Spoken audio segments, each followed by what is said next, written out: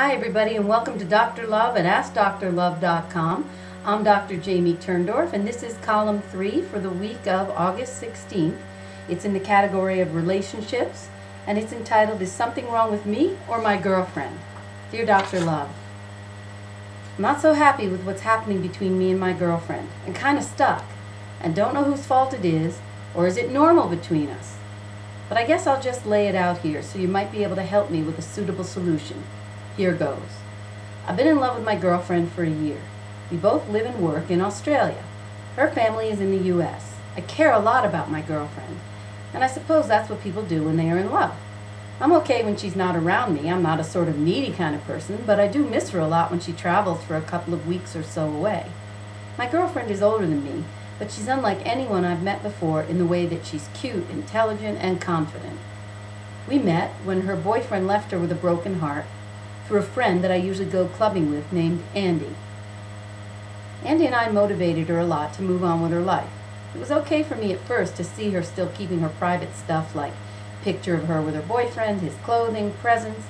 Then I started to feel weird because they're still there when we were together for 6 months, so we argued. She said, "It's my good memory," and I didn't know what else to say. She often cries in her sleep or when she talks to her ex on the phone, only when she thought I was asleep and she was drunk. I know the difference between people who really enjoy while they drink or smoke, I don't smoke, and people who do it to battle their depression. Unfortunately, my girlfriend is the second type. She drinks and smokes whenever she's depressed or angry. But I take it as her excuse when she tells me that that's her only enjoyment in life, the only thing that helps her sleep. We often argue the next day over her bad habit and solutions for that, but it doesn't seem to help. I wonder if anyone would want to see their loved one be like that. Next chapter, I don't remember the last time I went to cinema, maybe before I met my girlfriend, because we never hang out. She doesn't want to hang out and take resting after work as an excuse. We often have dinner at her place and once or twice a week in a restaurant. Oh, we went camping once, visited her close friends interstate 4 times, and my friend every now and then, but that's about it. Last but not least, I hate the feeling of traveling to see her all the time after a year. We live 7 kilometers away from each other and we need to save money, so I discussed with my girlfriend about us moving in. So we argued again. She said she needs more time because she feels she's not ready. Last 2 months she spent her time with her family in the U.S., just came back a week ago. We discussed about moving in again and she told me that she needed more time again. So, do you have any idea about solving our mess, because I'm very sad and wanting to leave my girlfriend? Is it wrong for me to have fallen in love with someone like her? Why do I always feel like someone who gives but gets nothing in return? Wow, this is a complicated situation.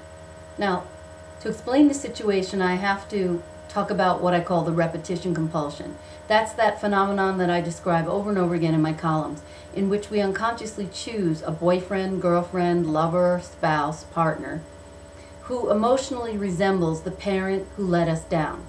We choose this kind of partner because we're hoping that if we can succeed in winning the love of our partner, that we'll feel like we actually got a happy ending to the wound we suffered as a kid. And part of the repetition compulsion consists of never giving up. You don't want to let go because letting go of your faulty partner means you're giving up the hope of ever healing the damaged relationship with your parent. But the repetition compulsion never works because you're choosing a partner who's damaged like your parent, so your partner can't give you any more or any better than what you received as a kid. Now, if you look at your girlfriend's situation, notice she didn't give up any of her boyfriend's possessions that he left behind, his clothing, gifts, pictures, whatever. Why? Because that's the sign that she doesn't want to give him up. Not because she's crazy in love with him, but because she's still hoping to succeed in winning the love of her parent through this guy who obviously couldn't meet her needs, and he dumped her. Now think about it. He abandoned her, she's still chasing him.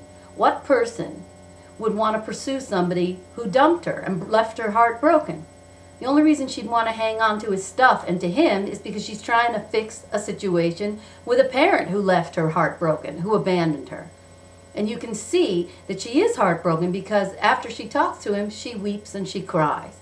Because that's her sense of despair. She feels she'll never be able to fix her situation with her parent any more than she'll ever be able to make it right with this guy and get him to love her.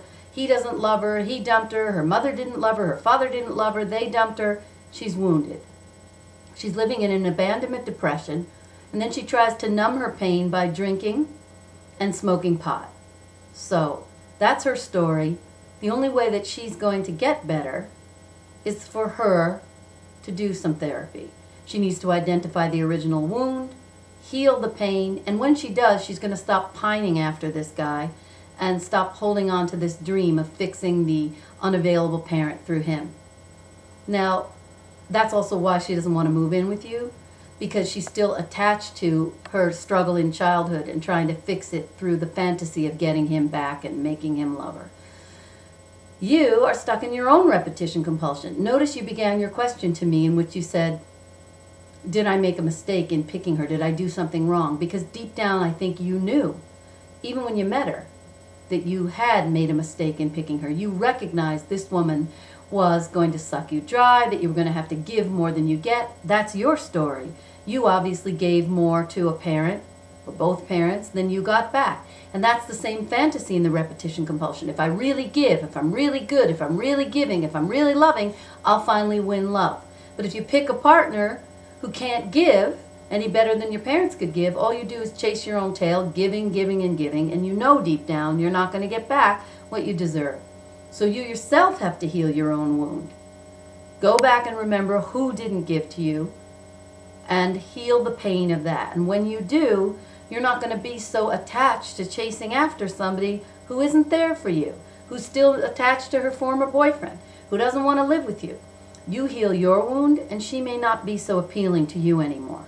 So I've given you both a lot to work on, then we'll see how it shakes down. If you're right for each other, healing your wounds will not prevent you from being together, but it'll just make your relationship work so much better. So let me know how you both do, and take care. Bye-bye.